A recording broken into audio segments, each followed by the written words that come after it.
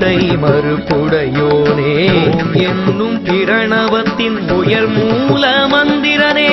ஓங்கார ரூபனே ஒற்றை மறுப்புடையோனே